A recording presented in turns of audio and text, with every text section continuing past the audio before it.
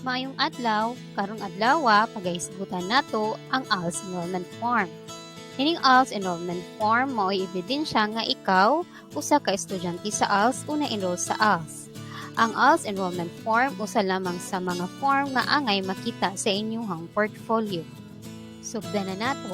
Una, ang date o ang kitsa kung kansa ka nag-enroll.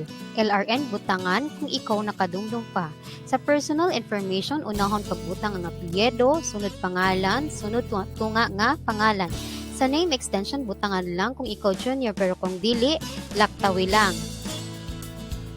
Sa address, unang ibutang ang pangalan sa street, sunod pangalan sa barangay, sunod pangalan sa municipality, sunod ang province. Sa birth date, maoning pizza kung kano sa kagipanganak. Place of birth, maoning lugar kung asa ka panganak. Sa sex, checkan lang ang box kung ikaw sa kalalaki sa male, kung babae sa female. Civil status, checkan lang gihapon ang box. Sa religion, mao kining pangalan sa inyong relihiyon. Ang IP butangan lang kung ikaw sa kamembro sa etniko nga grupo. Ang mother tongue mao kining sulatian na inyohang gigamit sa inyohang panimalay. Sa PWD, checkan lang gyapon ang box. Name of father or legal guardian, unahan pagbutang apelyido, pangalan, tunga-tunga nga ngalan ug ang trabaho. Sa mother's maiden name mauni kining pangalan sa imong mama sa dihang dalaga pa siya.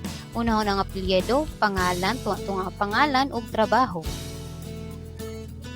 Last grade level completed, i-check lang ang box. Kung halimbawa naka-grade 9 ka pero wala natapos, grade 8 lang i-check. Why did you drop out of school? Kung naadiri mo ang rason, i-check lang sa box. Pero kung wala, isulat diri sa others. Have you attended ALS learning session before? Kung yes imong answer, isulat ang program. O i-check ang level of literacy. Ug ang tuig kung kanus ka nag-attend.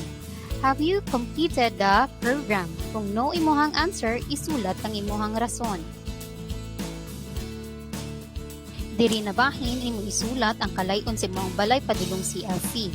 Pila ka oras nimo ni biyahion o pila ka minuto. Ug mga pamaagi kung paunsa ka moabot sa CLC. Kung wala diri sa choices, isulat nimo diri sa others. Diri sa adlaw, ikaw mopili sa adlaw kung kanus ka mo attend sa learning session.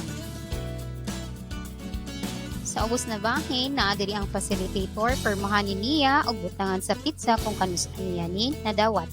Sa learner signature and date, ayaw kalimti sa pagpirma o butangan ninyo o pisya kung kanus-anin ninyo ni i-fill upan.